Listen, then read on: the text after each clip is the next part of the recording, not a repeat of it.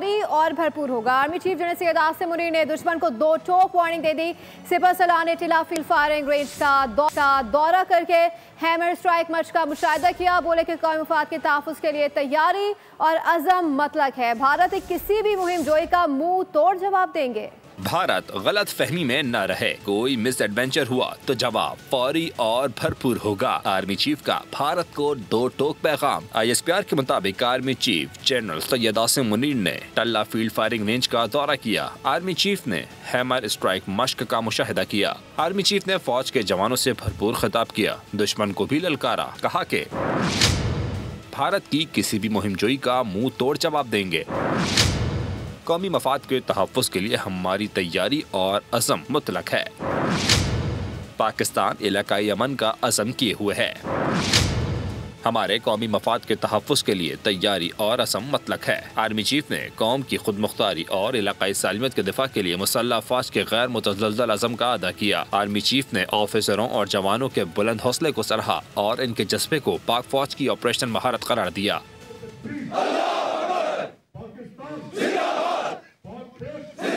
कौम मुत्तहिद है, किसी भी किस्म की जारियत का जवाब देने की भरपूर सलाहियत रखते हैं। सदर ममलिकत आसिफ जरदारी और वज़ीर आज़म शहबाज शरीफ ने मुलाकात में 2 टोक पैगाम जारी कर दिया। सियासी क़यादत ने पहलगाम वाक़े के तनाजुर में सिक्योरिटी सूरत हाल पर गुफ्तगू की। भारतीय जारहाना रवैये और इश्तियाल अंगेज़ बयानात पर गहरी तशवीश का इज़हार किया गया। मुलाकात में मुमकिना भारतीय जारियत पर पाकिस्तान के रद्द अमल का जायजा लिया गया।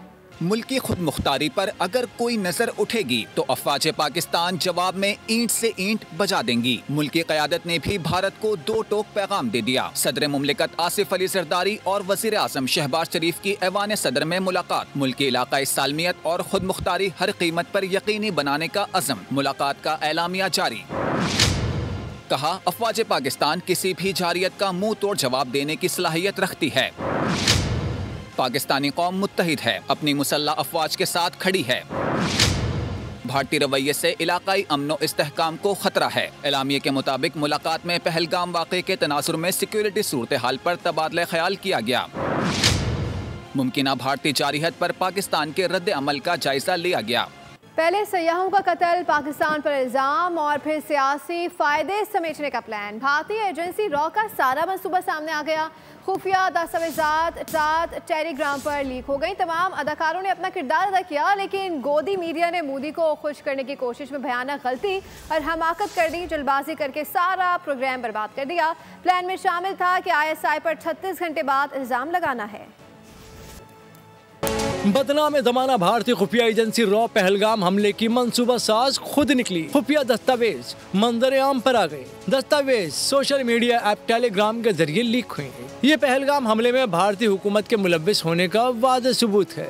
हिदायत और मंसूबे पर अमल दरामद में तजाद फॉल्स फ्लैग ऑपरेशन का बाइस बना। हिदायत और मंसूबे पर अमल दरामद में तजाद पाया गया। दस्तावेज में हिदायत दी गई कि पाकिस्तान मुखालिफ बयानिया और ISI पर इल्जाम 36 घंटे बाद डालना है, मगर जल्दबाज गोदी मीडिया ने फौरी इल्जाम पाकिस्तान पर आयद करके सारा मंसूबा खटाई में डाल दिया। सोशल मीडिया पर लीक होने वाली दस्तावेज में होशरुबा इंकशाफात सामने आए। दस्तावेज बता रही है कि हिदायत कुछ यूँ थी कि वाक़े का बयानिया इस तरह मुरतब हो कि रियासत समेत गैर मुस्लिमों पर हमला बनकर उभरे। सयाहों की निगरानी के बहाने खास मकामात पर फील्ड ऑपरेटर्स तैनात किए जाएंगे और हमले के 2 से 4 घंटे के अंदर AI सिस्टम के तहत गवाहों के बयानात ले लिए जाएंगे। और BBC ने पहलगाम वाक़े में भारतीय झूठ का पर्दा चाक कर दिया। पहलगाम में कोई सिक्योरिटी एहलकार मौजूद नहीं था, कोई मेडिकल टीम मौजूद नहीं थी। आखिर क्यों? मोदी सरकार और इंटेलिजेंस एजेंसियों के किरदार पर सवालात उठा दिए। BBC ने पहलगाम हमले के हवाले से मोदी सरकार और इंटेलिजेंस एजेंसियों के किरदार पर सवालात उठा दिए। पहलगाम जैसे सयाहती मकाम पर सिक्योरिटी क्यों मौजूद ना थी? पहलगाम हमले के बाद पुलिस कम से कम 1 घंटे के बाद जाए वक़ुआ पर पहुंची, क्यों? पहलगाम हमले में हलाक होने वाले शैलेश कलाठिया की बेवा शीतल कलाठिया ताज़ियत के लिए आने वाले वजीर पर बरस पड़ी। पूछ लिया कि पहलगाम हमले में 26 अफराद मारे गए, वहाँ ना तो कोई सिक्योरिटी थी और ना ही मेडिकल टीम, क्यों? जिस जगह इतनी बड़ी तादाद में सयाह आते हैं वहाँ एक भी CCTV कैमरा नस्ब नहीं। क्यों? BBC ने लिखा है कि पहलगाम हमला सिक्योरिटी की मजमूई खामी का नतीजा है। दिफाई माहिरीन कहते हैं कि BBC की ये रिपोर्ट साबित करती है कि भारतीय फौज और उसकी इंटेलिजेंस पहलगाम में मुकम्मल तौर पर नाकाम रहे। भारत के पहलगाम फॉल्स फ्लैग हमले के हवाले से अब हर जानिब से आवाजें उठ रही हैं। और नाज़रीन, भारतीय सुप्रीम कोर्ट भी हिंदुत्व के रंग में रंग गई। भारतीय सुप्रीम कोर्ट में इंसाफ का एक और कत्ल, पहलगाम फॉल्स फ्लैग ऑपरेशन की तहकीकात की दरख्वास्त मुस्तरद कर दी गई। भारतीय सुप्रीम कोर्ट ने मौक़िफ़ इख्तियार किया कि ऐसी तहकीकात से फौज का मोराल डाउन होता है। जश्न तहकीकात की दरख्वास्त करने वाले शहर को गैर जिम्मेदार करार दे दिया। मोदी सरकार के वकील की जानिब से दरख्वास्त की शदीद मुखालफत की गई। अदालत ने दबाव डालकर दरख्वास्त वापस लेने पर मजबूर कर दिया। और पाकिस्तान की फ़ज़ाई हुदूद की भारतीय तैयारों के लिए बंदिश से भारतीय हुकूमत शदीद परेशान। भारतीय एयरलाइंस ने करोड़ों के नुकसान से आगाह कर दिया। भारतीय एविएशन वजीर की सदारत भारतीय एयरलाइंस का इजलास हुआ, जिसमें ब्रीफिंग दी गई कि Air India, SpiceJet, Akasa Air, IndiGo Air, Air India Express समेत दीगर भारतीय एयरलाइंस का बिजनेस ठप होकर रह गया है। ज़राए के मुताबिक वजीर एविएशन ने एयरलाइंस को फौरी मालियाती मदद देने से इनकार कर दिया। उधर एयर इंडिगो ने सेंट्रल एशियन फ्लाइट ऑपरेशन मुअत्तल कर दिया। तुर्किया ग्रेट यूनियन पार्टी के चेयरमैन ने पाकिस्तान से इजहार यकजहती किया है। मुस्तफ़ा दस्तगी ने कहा है कि आजमाइशों की घड़ी में पाकिस्तान हमेशा तुर्किया के साथ खड़ा रहा। तुर्किया को ब्रादर मुल्क पाकिस्तान के साथ खड़ा होना चाहिए। पाकिस्तान के साथ खड़े होना हमारी अखुवत, दोस्ती, वफादारी का सबूत होगा। भारत रियासती दहशतगर्दी और अक़लियतों पर मज़ालिम से तवज्जो हटाने के लिए पाकिस्तान पर इल्ज़ाम तराशी कर रहा है। वफाकी वज़ीर सेहत मुस्तफ़ा कमाल ने मज़ीद कहा कि कुलभूषण यादव और कनाडा में टारगेट किलिंग्स इसका असल चेहरा बेनकाब कर चुके हैं। कौम अपनी अफवाज के साथ है और सच हमेशा गालिब आता है। कि मुसलमानों के साथ ही निकलेंगे बाहर, और अगर कोई एडवेंचरिज्म हुआ तो हमारे पास तो कम है लूज़ करने के लिए, इंडिया के पास ज़्यादा है लूज़ करने के लिए। इंशाअल्लाह ताला कौम और पाक फौज ये एक साथ है इस मामले में, कोई दुनिया की ताकत हमें जो नल के खुश्क सड़कों पर पानी, ये है कराची की कहानी। जामे कराची में पानी की पाइपलाइन फटने की वजह से 2 रोज़ से शहर के मुख्तलिफ इलाकों में पानी की फराहमी मुअत्तल है। जामे कराची के कई डिपार्टमेंट भी ज़ेर आब आ गए थे। पाइपलाइन की मरम्मत ताहाल नहीं हो सकी है। मज़ीद जान लेते हैं साद शरीफ गुजर से, जो इस वक्त जामे कराची में मौजूद हैं। साद, अपडेट कीजिएगा। जी, इस वक्त कराची में मौजूद हूँ। 2 रोज़ कबल धाबी जी से कराची पानी फराम करने वाली जो लाइन है साइफन 19 से, जिसमें डैमेज हुआ था 2 जगहों से, और मैं उसी मकाम पर मौजूद हूँ जिस जगह से साइफन 19 डैमेज हुई है। वाटर कॉरपोरेशन हुक्काम की जानिब से बताया जा रहा है कि आज रात को ये स्पेल इस जगह पर लगा दिया जाएगा। ये स्पेल जब यहाँ पर लगाया जाएगा तो इसमें से लीकेज ना हो, उसके लिए इसमें शीशा भी लगाया जाएगा। साथ ही साथ इसको जो है यहाँ पर वेल्ड कर दिया जाएगा, और वेल्ड करने के बाद, शीशा लगाने के बाद तकरीबन हफ्ते के रोज़ तक का टाइम दे रहे हैं वाटर कॉरपोरेशन के हुकाम के। हफ्ते के रोज़ तक कराची के जो इलाके मुतासिर हैं उन इलाकों में पानी की फराहमी जो है वो बहाल हो जाएगी। और अगर अब तक मैं बात करूं कि पिछले तकरीबन 2.5 दिन के अंदर कराची के कौन कौन से इलाके मुतासिर हैं, तो तकरीबन लाहौर में गर्द आलूद हवाएं चल पड़ी हैं। और इस वक्त मैं मौजूद हूँ लाहौर के कज़ाफ स्टेडियम के बाहर, और लाहौर कलंदर और कोयटा ग्लैडिएटर्स के दरमियान मैच जारी था।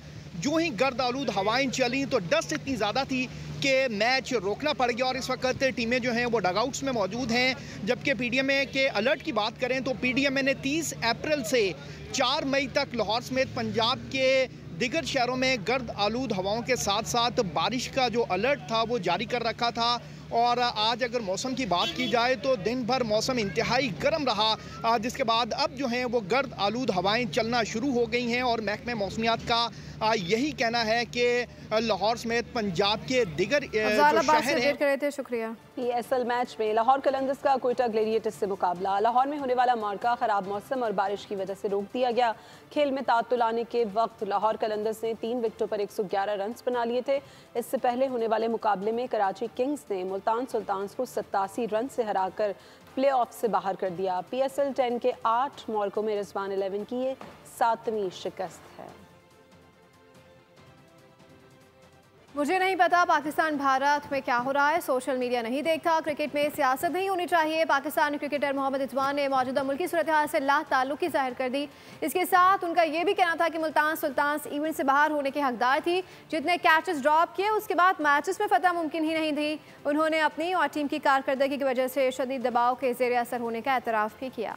मुझे इस टाइम कुछ भी नहीं पता, कि क्या हो रहा है, क्योंकि मुझे मोबाइल का टाइम ही नहीं, सोशल मीडिया का टाइम ही नहीं मिलता यकीन करें कि मैं देखूं, पहली बात।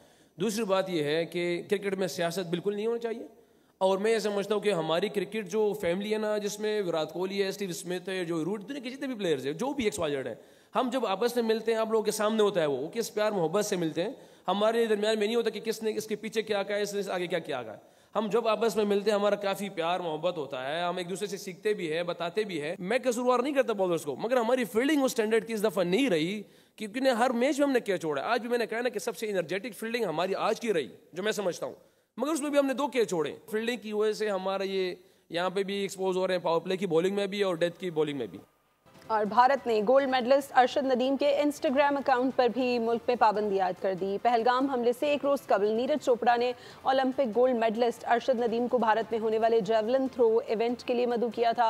अरशद नदीम ने अपनी मसरूफियात की वजह से इनकार कर दिया था। भारतीय वजारत दाखिला की सिफारिश पर मजमूई तौर पर 16 पाकिस्तानी यूट्यूब चैनल्स पर पाबंदी आयद की गई थी, जिसमें 3 साबिक पाकिस्तानी क्रिकेटर्स के यूट्यूब चैनल्स भी शामिल हैं।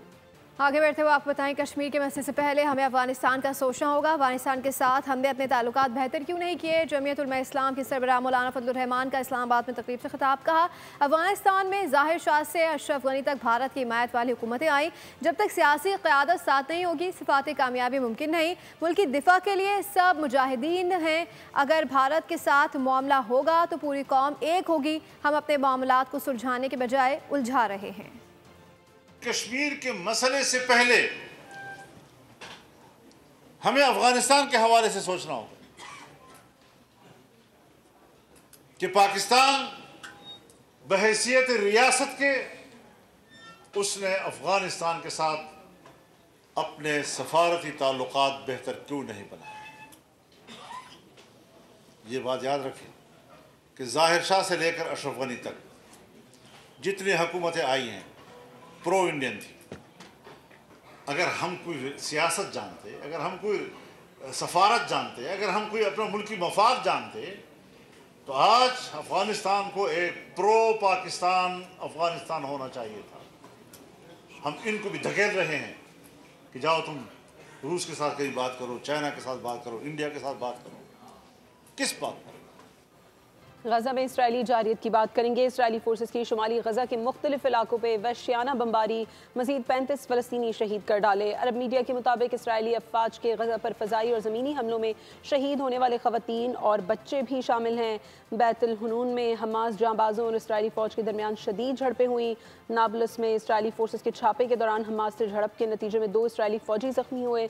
दूसरी जानिब कोलंबिया यूनिवर्सिटी के फ़लस्तीनी तालिब इल्म मोहसिन मेहदवी को अमरीकी अदालत ने ज़मानत पर रिहा कर दिया। मोहसिन मेहदवी ने इस्तक़बालिये से खिताब में कहा, हम ट्रंप से नहीं डरते। इसराइल दारुलहुकूमत यरूशलेम पर पुरस्कार आग की लपेट में आ गया। मुल्क में कौमी इमरजेंसी नाफिज कर दी गई। आग मगरबी पहाड़ों पर जंगलात में कम से कम 5 मकामात पर लगी, जिसके बाद देखते ही देखते आग पहाड़ों के बाद शाहराहों के करीब पहुंच गई। इसराइली मीडिया के मुताबिक खौफनाक आग के बायस कौमी दिन की तकरीबात भी मनसूख कर दी गई हैं। मकबूजा बैतुल मक़दस के करीब भड़कने वाली आग शिद्दत इख्तियार कर गई। इसराइल ने तेजी से फैलने वाली जंगल की आग पर कौमी इमरजेंसी का ऐलान करते हुए कई ममालिक से मदद की दरखास्त की है। इसराइली मीडिया के मुताबिक बुध के रोज मकबूजा बैतुल मक़दस के इर्द गिर्द के पहाड़ों में आग लगने से कम अज कम 12 अफराद दम घुटने का शिकार हो गए। वीडियो फुटेज में देखा जा सकता है कि यरूशलेम की एक बड़ी सड़क के करीब आग के शोले भड़क रहे हैं। आग पर काबू पाने के लिए तैयारे मंगवाए गए हैं। भड़की तो शहरी अपनी गाड़ियां छोड़कर भागे, वहीं हजारों अफराद को महफूज मुकाम पर मुंतकिल कर दिया गया। इसके साथ बुलेटिन से फिल वक्त इतना ही। मज़ीद खबरों से और अपडेट से विजिट कीजिए हमारी वेबसाइट boldnews.com और देखते रहिए बोल्ड। सब्सक्राइब करें और बेल दबाएं ताकि कोई खबर रह न जाए।